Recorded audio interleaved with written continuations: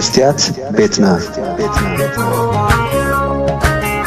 مستيات بيتنا نحكينا مثل إرتران من صغراء استفعل عليه صحفات تنقص مسلتاتن قال محتساتن حيزا بذكريات كبر أب إن ترادوت تقرب مدبيا سلام كما يتوعلو كبرات تخطاتلتنا حلاف قديات كوميونيكيشن تقراي دكتور أبراهام حاجوس أب زحلف قربا معالتات أب زكايدو غازيت أو مجلسي نفاريت كوينات إيثيوبيا مس سلاموين سبات تسعانت نفاريت منقد أير إيثيوبيا تسقع بممتع دبدب كم زكايدت حبيرو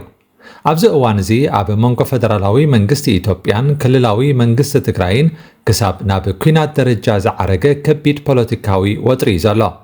ኮይኑ ግን መንገዲ ኣየር ኢትዮጵያ ካብ ኣዲስ ኣበባ ናብ ትግራይ ዘካይዶም በረራታት ደው ኣይበለን ካብ ኣዲስ ኣበባ ናብ መቐለን ካብ መቐለ ናብ ኣዲስ ኣበባን ኣብ ዝካየዱ በረራታት ቁፅሪ ገያሾ ፈጺሙ ኣይራኸብን እቶም ካብ ኣዲስ ኣበባ ናብ ትግራይ ዝኸዱ ኣዝዮም ውሕዳት ክኾኑ ከለዉ ካብ ትግራይ ናብ ኣዲስ ኣበባ ኣብ ዝካየድ በረራታት ግን ቁፅሪ ገያሾ ኣዝዩ ብዙሕ እዩ እዚ ማለት እታ ነፋሪት ካብ ኣዲስ ኣበባ ጥርሓና ኸደት እያ ካብ ትግራይ ገያሾ መሊኣ ናብ ኣዲስ ኣበባ ተኣቱ ዘላ ሕጂ ግን እዚ ኮነን ከም ፀገም ዝጥቀስ ዘሎ መንገዲ ኣየር ኢትዮጵያ ንናይ ኩናት ነፈርቲ ሽፋን ይገብር ኣሎ ዝብል ዓቢ ክሲ እዩ ዝለዓል ዘሎ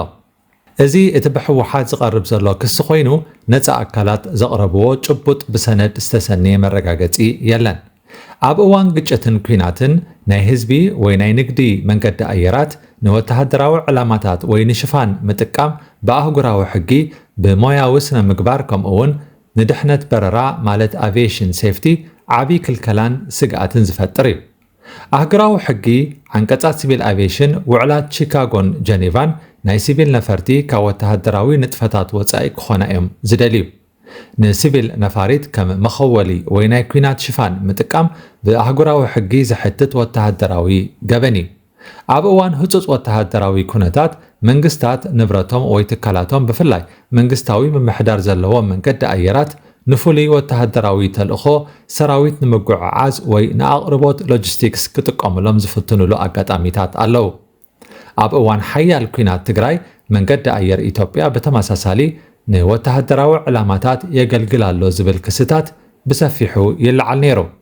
CNN ኣብ ሕዳር 2021 ዘውፅኦ ናይ ምፅራይ ጸብጻባት መንገዲ ኣየር ኢትዮጵያ ንሰራዊትን ኣጽዋርን ካብን ናብን ኤርትራ ከምኡውን ናብ ዝተፈላለዩ ቦታታት ኢትዮጵያ የጓዓዕዝ ከም ዘሎ ዘርኢ ሰነዳት ኣሳእልን ምስክራት ሰራሕተኛታትን ብምሓዝ ንዓለም ኣቃሊዑ ነይሩ መንገዲ ኣየር ኢትዮጵያ ነዚ ክሲ እዚ ብጽኑዕ ኣሉ ዝበሎ ክኸውን እንከሎ ስርሑ ንሕግታትን ስርዓታትን ኣህጉራዊ ሕጊ አቪዬሽን ብምኽባር ጥራሕ ከም ዝሰርሕ እዩ ገሊጹ ኣብ እዋን ኩናት ኢትዮ ኤርትራውን እንተኾነ ገለ ናይ መንገዲ ኣየር ኢትዮጵያ ነፈርቲ ንሎጂስቲክስን ወተሃደራዊ ዕላማን ኣገልጊለንን ዝብል ጸብጻባት ነይሮም እዮም እዚ ዓይነት ስጉምቲ ኣብ ድሕነት በረራን ፖለቲካን ከቢድ ሳዕቤን ይኸትል ሲቪላውያን ነፈርቲ ብወተሃደራት ከም ሓደጋ ተወሲደን ብጌጋ ናይ ምህራም ወይ ብጸላኢ ዕላማ ናይ ምዃን ሓደገአን ኣዝዩ ይውስኽ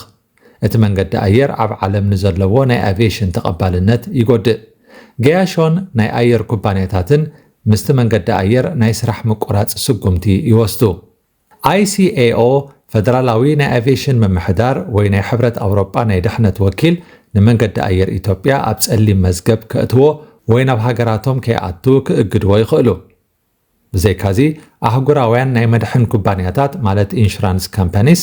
ንበረራታት እቲ መንገዲ ኣየር ዝህብዎ ውሕስነት ይስርዙ ወይ ዋግኡ ኣዝዩ የልዕልዎ ካልኦት መንግስታት ወይ መንገዲ ኣየራት ቅድሚ ሕጂ ኣብ ተመሳሳሊ ጉዳይ ኣሰር ኣጻብዕቶም ዝገደፉ ኣለዉ ንኣብነት መራሒ ሊብያ ዝነበረ መዓመር ቀዛፊ ንመንግስታዊ መንገዲ ኣየር ሃገሩ ንፖለቲካውን ወተሃደራውን ዕላማታት ይጥቀመሉ ነይሩ መንገዲ ኣየር ሊብያ ወይ ሊብያን ኣራብ ኤርላይንስ ንንግዳውያን ነፈርቲ ንኣየርላንዳዊ ጉጅለ IRA ከምኡውን ንዝተፈላለዩ ካልኦት ጉጅለታት ኣጽዋራት ንምጉዕዓዝ ይጥቀመለን ነይሩ እዚ ተግባር እዚ ብኣህጉራዊ መጽናዕቲ ምስ ተረጋገጸ ኣሜሪካን ምዕራባውያን ሃገራትን ኣብ ልዕሊ እቲ መንገዲ ኣየርን ሊብያን ከቢድ ናይ በረራ ማዕቀብ ወይ አቪዬሽን ሳንክሽንስ ኣንቢረን بعلت 17 حملة 2014 بوينغ 777 زعينتا ناي نقد نفاريت كاب أمستردام نيزرلاند استبقيسا ناب كوالالامبور ماليزيا تقعز نيرا ኣብ ምብራቕ ዩክሬን ኣብቲ ብሩስያ ዝሕገዙ ዕጡቓት ተቆጻጺሮሞ ዝነበሩ ዞባ ዩክሬን ኣብ በረራን ከላ ኸኣ ተሃሪማ ኣብታ ነፋሪት ዝነበሩ 298 ሰባት ማለት 283 ገያሾን 15 ሰራሕተኛታትን ኩሎም ህይወቶም ሲኢኖም ካብዚኦም መብዛሕትኦም እቶም 196 ዜጋታት ኔዘርላንድስ እዮም ነይሮም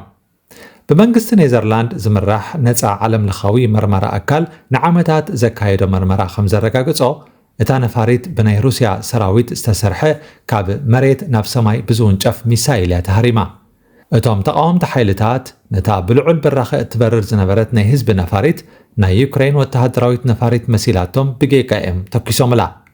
ኣብ 2022 ዓመተ ምህረት ናይ ኔዘርላንድ ቤት ፍርዲ ንሰለስተ ሰባት ማለት ክልተ ናይ ሩስያ ዜጋታትን ሓደ ናይ ዩክሬን ዕጡቕን ብገበን ነፋሪት መውዳቕን 297 ሰባት ብምቕታልን ብኣካል ኣብ ዘይተረኽብሉ ናይ ዕድመ ልክዕ ማእሰርቲ ፈሪድዎም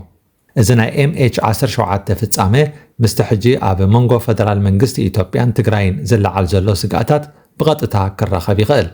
ኣብ እዋን ኩናት ወተሃደራውያን ሓይልታት ካብ መሬት ሚሳይል ክትኩሱን ከለዉ ወይ ብነፋሪት ክድብድቡን ከለዉ ንሲቪል ነፋሪትን ንነፋሪት ኩናትን ብልክዕ ንምድላይ ይጽግሞም እዩ ሓደ ወተሃደራዊ ሓይሊ ንሲቪል ነፋሪት ተጸጊዑ እንተደብዲቡ ወይ ወተሃደራዊ ንጥፈታት እንተተጠቒሙሉ እቲ ናይ በረራ መስመር ሙሉእ ብምሉእ ናይ ኩናት ዞባ ይኸውን በዚ ምኽንያት ወተሃደራት ንዝሓልፋ ናይ ህዝቢ ነፈርቲ ከም ወተሃደራዊ ዕላማ ጠሚቶም ክሃርምዎን ይኽእሉ MH17 ድሕሪ መውደቓ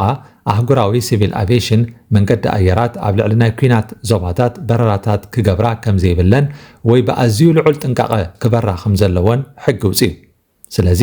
ነፈርቲ ኣብ ናይ ግጭት ዞባታት ክንቀሳቐሳን ከለዋ ወይ ንወተሃደራዊ ዕላማ ሽፋን ክኾናን ከለዋ ከምቲ ኣብ MH17 ዝተረኣየ ንሰላማውያን ሰባት ናብ ሞት ዝወስድ ከቢድ ሓደጋ እዩ ዘስዕብ እሞ ደኣ መንገዲ ኣየር ኢትዮጵያ ብኸመይ ኣገባብ እዩ በዚ ሓደገኛ ናይ ኩናት ዞባ ስርሑ ክቐጽል ዝሓስብ ዘሎ እቲ ጉልባብ ተጠቒምኩም ተጥቅዑን ኣለኹም ዝብል ዘሎ ሕወሓትከ ውሕስነቱን ንምርግጋጽ ኣብ ቀጻሊ ከመይ ዝበለ ስጉምቲ ክወስድ ይኽእል ካብን ናብን ዝመላለሱ ገያሾኸ ድሕነቶም ሕልው ድዩ ብዙሓት ዘይተመለሱ ሕቶታት እዮም ዘለዉ ኣብቲ ቀዳማይ ኩናት ትግራይ መንገዲ ኣየር ኢትዮጵያ ናብ ትግራይ ዘካይዶም ዝነበረ በረራታት ሙሉእ ብምሉእ ደው ኣቢልዎም ነይሩ ጥራሕ ዘይኮነ ኣብ ትግራይ ዝነበሩ መዕርፎ ነፈርትታት እውን ሙሉእ ብምሉእ ዓንዮም ነይሮም ኣብ እዋን ኩናት መዕርፎ ነፈርቲ ብቐዳምነት እዮም ዕላማ ዝግበሩ ኣብቲ እዋን ሕወሓት ናብ መዕርፎ ነፈርቲ ኣስመራን ባህርዳርን ደብዳባት ሚሳይል ከም ዘካየደ ኣይርስዕን ክቡራት ተኸታተልቲ መስትያት ቤትና ንሎሚ 22 ናሓሰ 2026 ዘዳለናልኩም ትሕዝቶ ኣብዚ ክንዛዝም ኢና ጽባሕ ብኻልእ ኣርእስቲ ክሳብ ንራኸብ ደሓን ጽንሑ መስትያት ቤትና መስትያት ቤትና ንሓቀኛ ምስሊ ኤርትራ ንምንጽብራቕ ዝተፈላለየ ጽሑፋት ተንቀሳቐሲ ምስልታትን ቃለ ምሕትታትን ሒዛ ብዘካርያስ ክብረኣብ እናተዳለወት እትቐርብ መደብ እያ كفوت لساني من يزعصوني هاي سجدن علي عبطاقوت ملاخي قطاوخ يقنا مسلي فتحي